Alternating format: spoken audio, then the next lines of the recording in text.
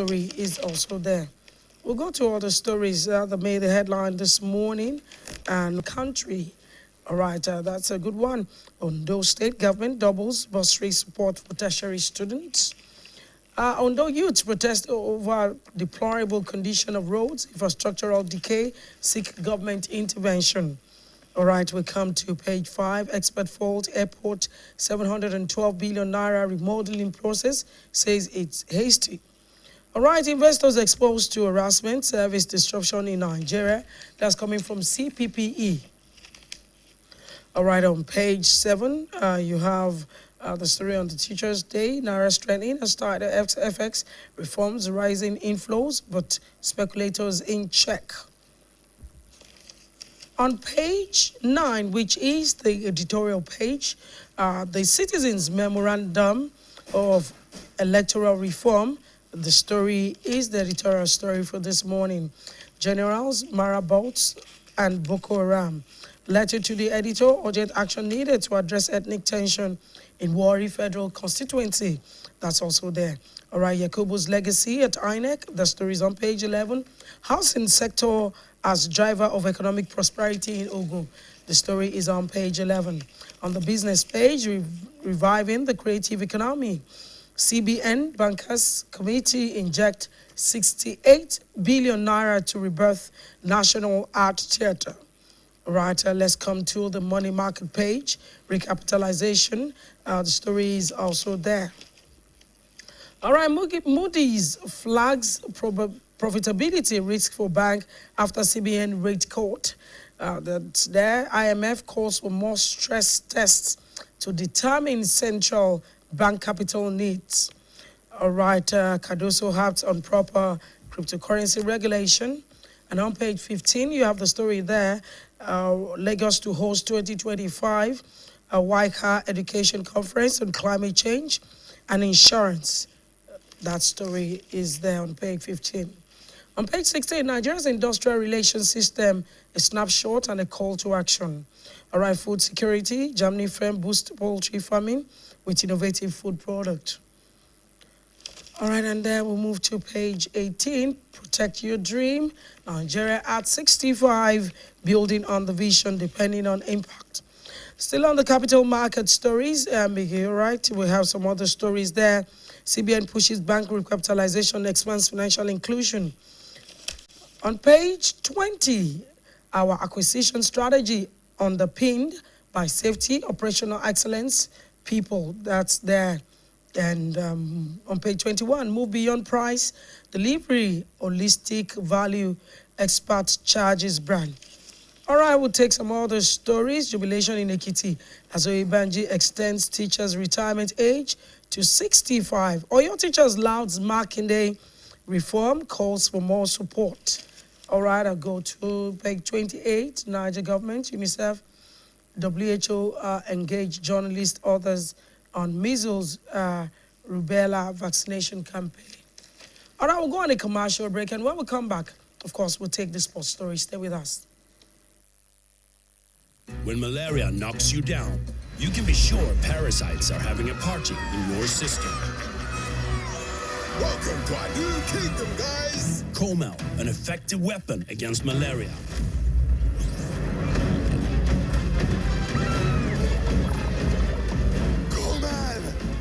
Attacking the parasite army directly to give you express relief and get you back on your feet effectively. Comel on malaria gone. Want to know what's coming, guys? The free beach ball! I guess I'd better start again. Oh, here we go, everybody. Free beach ball! Yes, guys, there's a free beach ball in every carton of Capri Sun. Get a carton, get a ball. It's time to play some more. Way! Capri Sun, the taste of fun.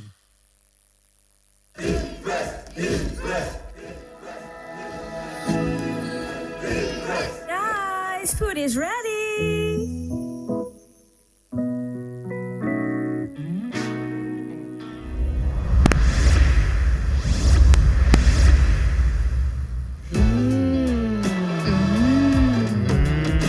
suitable for jollof rice, stew, spaghetti, and yam portage.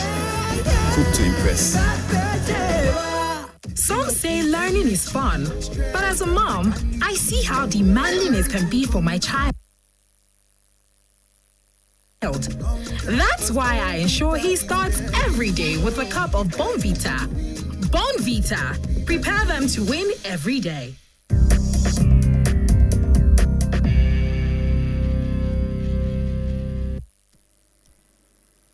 All right, welcome back. It's still AM120 on the Broadcasting Corporation of your state. All right, we'll take some sports stories from the Nigerian Tribune of this morning. Odegaard suffered fresh injury for Arsenal. Vincitius double help, real to home with over Villarreal. And then racism, sport women stop taking knee. I have no problem with Messi, says Mascherano. All right, no need to panic. Slot assures Liverpool fans, and you have EI Lagos GP Team Brazil surged to pole position on the 20 World Cup. Why we lost to Nigeria? That's coming from Saudi coach. And Ade Soji Tayo emerges NTTF president. Healthcare delivery, Dangote $10. Others, please rescue Nigeria. And of course, on the back page, you have Lagos Team Brazil win E1 Lagos GP Championship showcases Lagos creativity, resilience, commitment to a clean energy, says Sanwo-Olu. World Cup qualifier Uche Sanusi invited for Lesotho Benin clash. All right, that's as much as we'll be taking this morning from the Nigerian Tribune newspapers. Over to you, Fumbi. Yes, I'll be taking stories from the Vanguard newspaper this morning, and I will be starting with a story on the front page, and that's a story on page 23.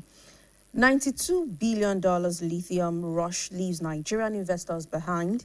And the writer says, why domestic investors are not yet there. And that's coming from Muda Yusuf. Foreign investors should not own mines 100%. And that's coming from miners. Nasarawa leading in lithium mining friendly policies. Governor's essay. No special policy on lithium, and that's coming from the federal government. On page 8, SERAP to governors account for 14 trillion naira fuel subsidy savings. Imisi wins Big Brother Naija season 10, gets 150 million naira. That story is on page 6. Household suffer as cooking gas shortage worsens, rises to 25,000 naira, and that story is on page 5. World Teachers Day, NLC demands living wage for teachers. Federal government honors outstanding teachers, schools. That story is on pages 9 and 10. Fuel scarcity bites harder in Abuja. That's on page 8. 69-year-old Nigerian bikes across 40 countries in 99 days. Harps on mental health of boy child, and that's on page 8. And lastly, on the front page of the Vanguard newspaper this morning is an entertainment story on, as it says, music, Odumodu Black's industry machine album out now. And that's all on the front page of the Vanguard newspaper. Let's take some of the inside stories. Starting with page 5, 24 million out-of-school children threatens Nigeria future stability. And that's coming from Peter Obi. U.S. to pay migrant teens $2,500 to self-deport. Interesting. Moving on to page 6, family cries for help over kidnapped trader. Baby, 5 others rescued from kidnappers in Taraba. NDLEA smashes cocaine syndicates behind 6 UK-bound shipments. Imisi, we already talked about, the winner of the Big Brother Naija season 10, and taking home 150 million naira as grand prize. Troops repel ambush, kills cause of terrorist in Borno. Police nab man for allegedly killing wife in Edo State. And lastly, on page 6, we have police nab man for beheading 69-year-old woman in Anambra. All stories on page 6. More parents return words to daycare private classes as school fees hit rooftop.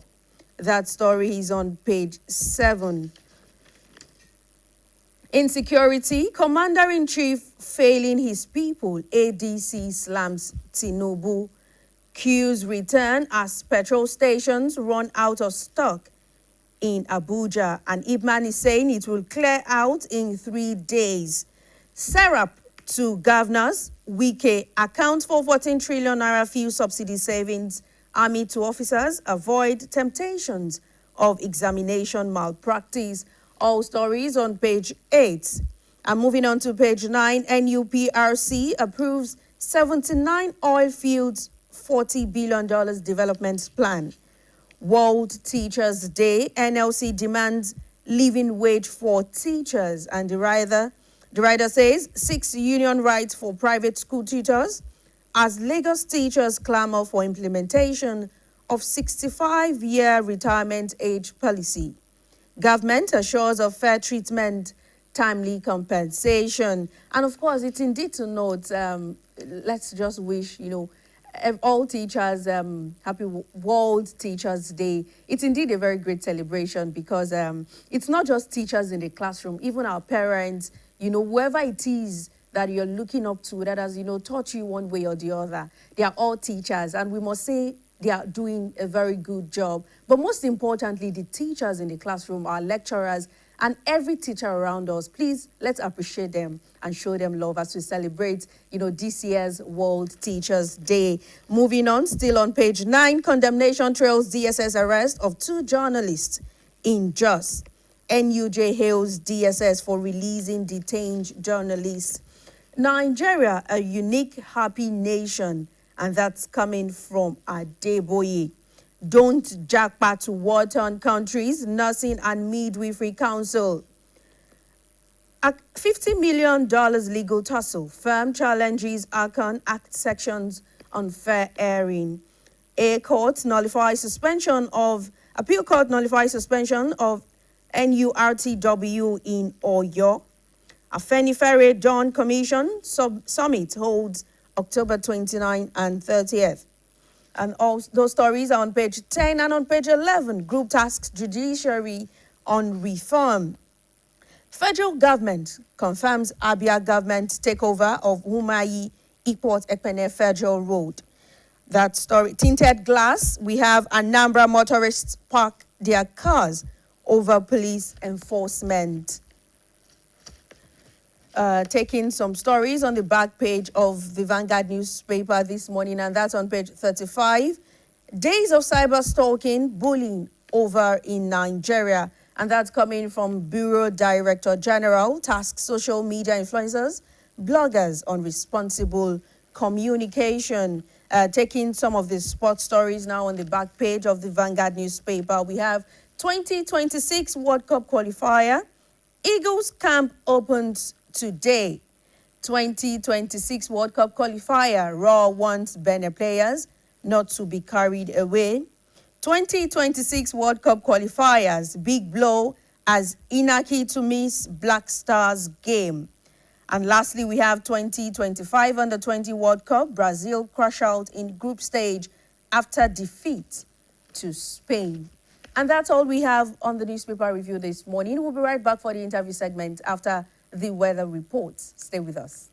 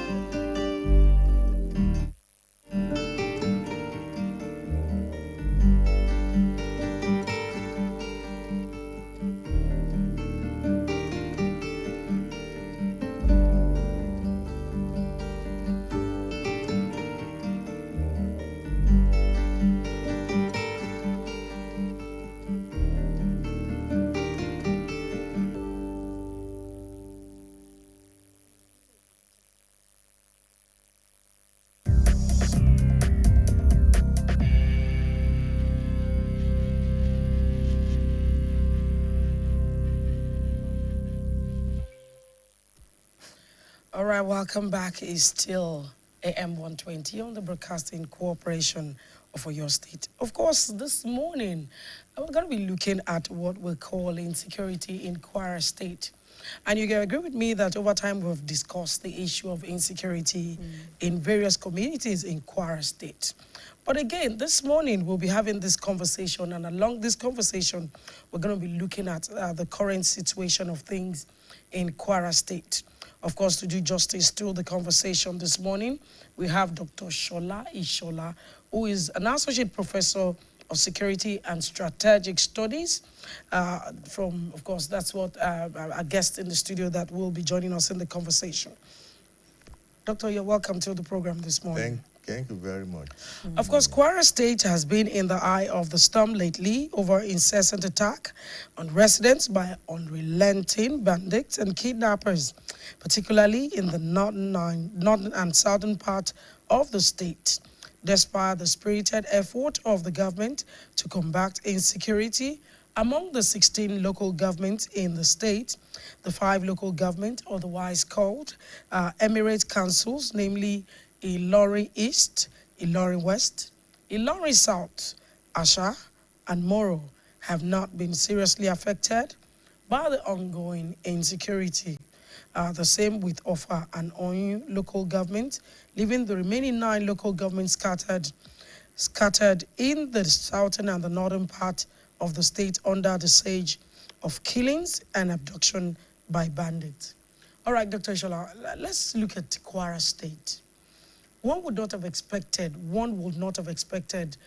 this level of insecurity to go that far, knowing that they're quite close to the south, especially in your state.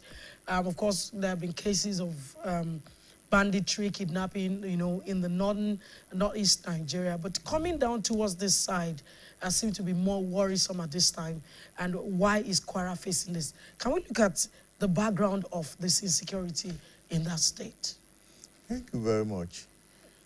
One of the problems that we are facing in Nigeria is that we are always reactive in our security thinking. We are not always anticipatory, And one would have thought that when Niger State was so troubled, efforts should have been made to secure Ilorin and any border that bans Niger State. But it is certain now that we have not done that. And, the tendencies that the so-called bandits, will now move down south if they find a favorable state, in those locations. And I think that's what we are witnessing. But new information that are coming out, is also pointing out that journalists and investigators still have a lot of work to do. Because now we are immersed in security, in controversies that also points to the fact that actually we may not be facing the same problem that we are facing in other states, in Kwara. It may also be a dimension of another insecurity in this country, and it may not necessarily be the issue of banditry, kidnapping, and stuff like that. It could also be an issue of land grab by those who are exploring for minerals. And but what can we say is in Kwara State? I'm talking of land grabbing now, although that has not been established, and over time, it's just bandits. They've been talking about an unknown gunmen. So what exactly can we say they are looking for in Kwara State? And let's also not forget that it's not just a specific location. We talk of the northern part of the state and, of course, the southern part of the state. What exactly is in Kwara State? What are they looking for exactly? You see, that's exactly where I'm coming. The same problem that other African countries are facing are also coming here. Now, there are mineral resources. I hope you know, in Kwara State, and immense ones, Kwara and Kogi State. And the recent report that we are reading says that there are foreigners who will come with maybe local Well, maybe bandits or Dr. Ishola, whatever. before you continue, can you let's pay some bills? We need to go on a commercial break. When we come back, you're going to be telling us about some of the mineral resources or natural resources, as the case may be, in Kwara State. Stay with us, don't go away. Imagine lovely meals you can cook with these ingredients. You spend heavily, but no guarantee of a tasty meal. Not making a right choice of seasoning cube can ruin your meal, money, and confidence. For a tasty meal, do not compromise. Choose Gold. Use Terra Gold for the rich, consistent taste your loved ones crave for. Good for soups, stews, and jollof. Terra Gold. 1 cube, endless possibilities.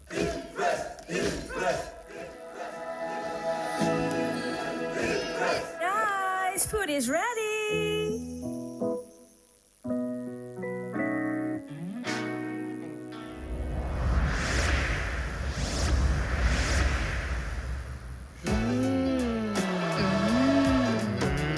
Suitable for jollof rice, stew, spaghetti, and yam portage. Cook to impress.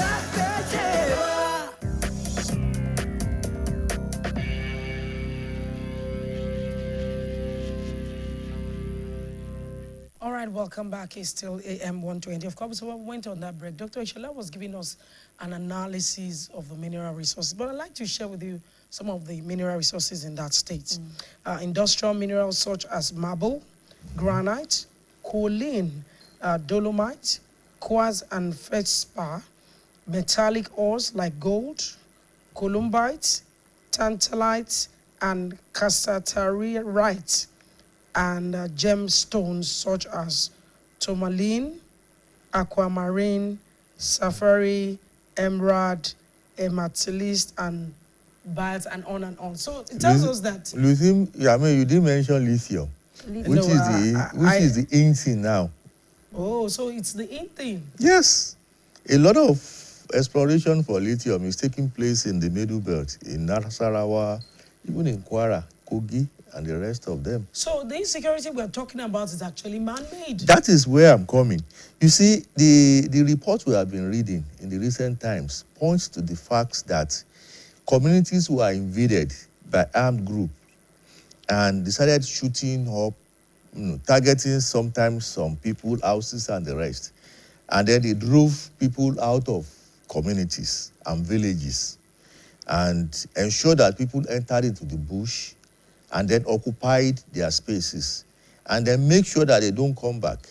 Some of them who had the courage of coming back after a few days suddenly found people exploring for minerals on their farms. Oh. So, I mean, what do you call that? Is that still a bandit thing? No, but for me, I'm sorry. I'd like to ask, are we saying that there can be a peaceful way of, exploring some of these mineral resources without causing chaos? Part of the problem with misgovernance, this same tendencies that we're having now in Nigeria actually is the same thing that is happening in Congo. People don't want to do this thing in the right way.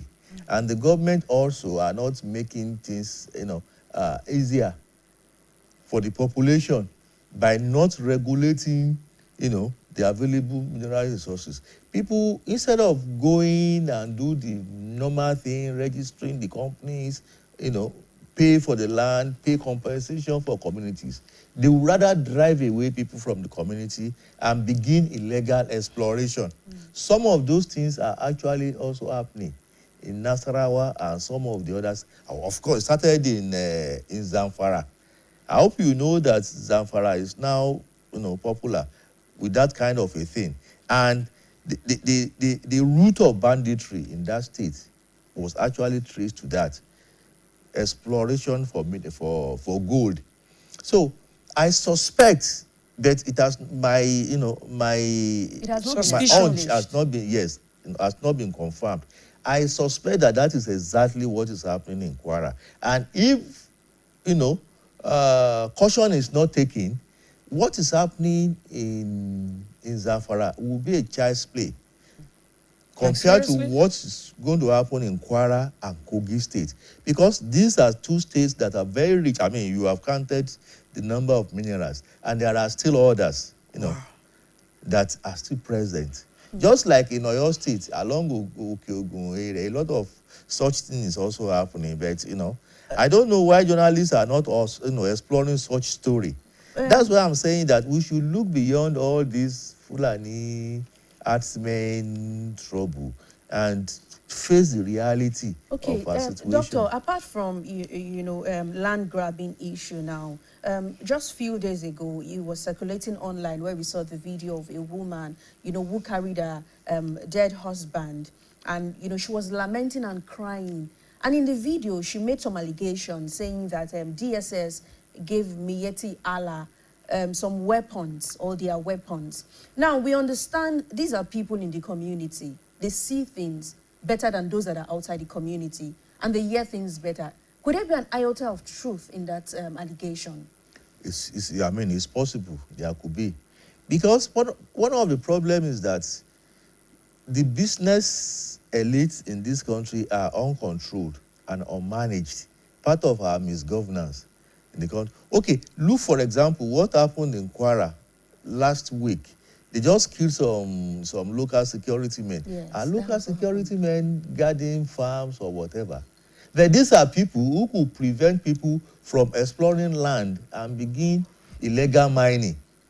And so they had to eliminate them first before they now begin their work activities. There were noticeable presence of Chinese in those communities and other foreigners whose specialization are to supervise mining and to take off, precious stones off. Now, should we now start taking drastic measures, talking about expatriates and foreigners coming into Nigeria? Should we start taking drastic measures to make sure that, apart from, they are not just coming to exploit, our mineral resources, but they are also not coming in to cause more havoc in Nigeria? You see, that's even an overstatement. That's even an overstatement, and it's part of the problem with governance that I have. But the thing is that most of those foreigners that we see are also being supported by some individuals, in our country, some powerful individuals in our country. So, if they are so powerful and they control the apparatus of government, what else do you expect? So when just like I was listening to Senator Oshiomhole yesterday, if government officials are talking with Boko Haram, that means we know who Boko Haram is. So why are we not doing anything about it? So most of these things are also being supported either by people in government or some powerful individuals who has influence in government and probably on security apparatus in this country.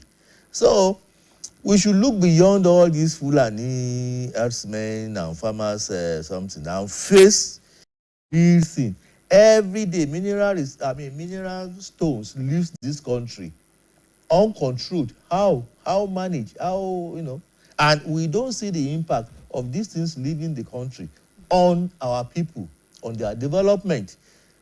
Many of these things are as a result of illegal activities. And that illegality also, spreads to killing of people anyhow, eliminating people from communities anyhow. Okay? So we have to look beyond all those petty reasons and explore the main issue. Okay, I'm just worried. So what we are facing at the moment is not in any way insecurity. It's just basically exploitation. Insecurity. I think we should hold more the issue of exploitation of our mineral resources. Because when we keep talking about insecurity, a lot of people out there feel that somebody is not securing the environment. But I don't think it's about that. I think government should now intentionally diversify the economy and maybe looking more into the natural resources and fine-tuning how to manage, the areas, maybe state by state now, leaving the federal government out of it. I know that federal government has a say on all of it, but within each state should locate where the mineral resources are and begin to put in security and measures to ensure that illegal, exploitation does not even happen, not illegal again anymore. And don't you think that this is the next level? Because now we have discovered that majority of the places where we have said there are insecurity, where there is bloodshed, It is no longer bandits coming in to just say they're not focusing on this religion. They don't want education. Now we are seeing it more. It's clearer now that it's about natural resources. What's your take on that? You see, I mean, government is right if they say they want to diversify the economy, but they have to do it rightly. Even the president told us that, non-oil exports, has actually improved in the recent times. But the question is, what about the governance of such non-oil, exporting activities and exploration? Is the government doing it rightly? For example, it's only the federal government, that can legislate on solid minerals and the rest. The states are just, or the state maybe could also legislate on marginal, issues concerning that. Why should that be? So it makes it easier for a foreigner to come to your state if they have obtained a license from Abuja and do anything and begin exploitation. Okay? Because the state governors don't have power, or they have limited power on who collects license for exploring, other mineral resources apart from oil. And so that makes it easy for any individual to come to community, drive away people from the community, and then begin exploitation.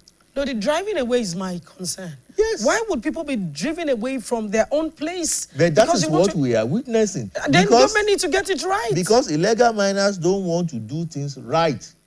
And the security is not, doing what they are supposed to do. I am sure that there are human beings representing those communities at the House of Representatives and National Assembly. And whether we like it or not, they're also losing their people. But are they aware? Many of them are not even aware what is happening. Why would they not be aware of what is happening at the grassroots? It's everywhere. Yesterday I was talking to someone that resides in Kwara State, and the person was giving me, it was more like a first-hand information of what exactly is happening in Kwara State and a particular community in Patigi local government. He says everyone, the community has been sacked.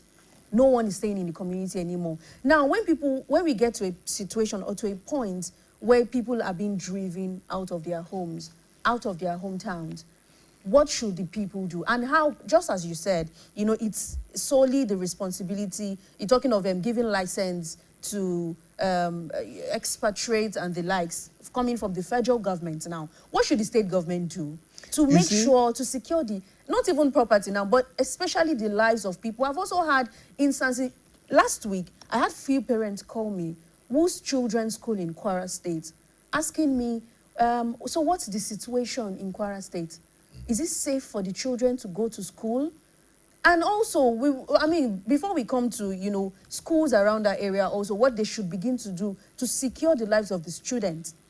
What should the state government begin to do at this point? Because it's obvious we need drastic measures. Because now it feels like scores of people are being killed virtually on a daily basis. What should the state government start doing and not just offering lip service? I think we are now beginning to discuss the situation as it is real on the ground. We blame everything on Fulani herdsmen and farmers. And my question is that all those driving people out of the community doing this, is it because, you want to drive cows to the community to eat grass alone? So it goes beyond that. And that is why I think the government also knows something, but they are pretending not to know, okay? Because I know in some states have actually, dragged the federal government to court on all of these things and the rest. While some states are just passive, just, encouraging every dictionary to come and invest in their states. And because of that, they don't want to appear as hostile. Why their people are being humiliated? I think there should be a special investigation into all of these tendencies that are developing in Kwara, and it's even in Oyo State. It's also happening in certain parts. It's just that we are ignoring them. In Ibadan, it has been happening since since the 1990s in certain locations in this Ibadan where I know, where people are exploring for, is it tourmaline and all of these things in some villages, incidentally including my own village. You know, they drive people away, and you see Malians, Burkinabes, and the rest of them digging the ground and exploiting, things. But again, I knew at that time that there are some certain godfathers, who are supervising over this old now, are making a lot of money. I don't want to name names now. Okay. And we can say that the Oyo State government is also taking drastic measures against illegal miners. And we've not really seen or heard of that in recent time. But before you go on, Doctor, we have a commercial break. And when we return, we'll continue on the topic. Please stay with us. Good, tasty food is worth living for. Worried about your oil every time you enjoy your favorite meal? Introducing Smart Balance. Smart Balance rice bran oil is rich in gamma-oryzanol. Several studies suggest that gamma-oryzanol may contribute to the reduction of bad cholesterol. Golden Terra Smart Balance oil. Good food, no worries.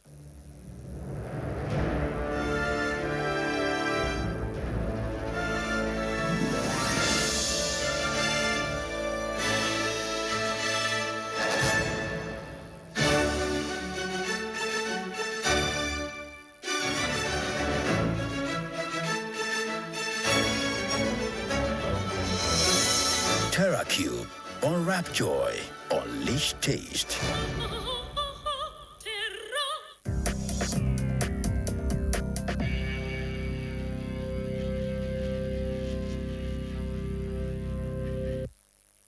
All right, welcome back. It's still AM120 on the Broadcasting Corporation of Oyo State. We still have with us Dr. Shola Ishola. All right, and of course, we're still discussing the issue of insecurity in Kwara State. And before we went on that break, of course, Fumbi was asking a question around, miners, drilling illegally and government playing their role. Yeah, and Doctor mentioned some communities in Ibadan, and I said for a while now, Oyo State government has made sure that illegal miners are not operating in Oyo State. But away from that, let's still look at how should we start holding the federal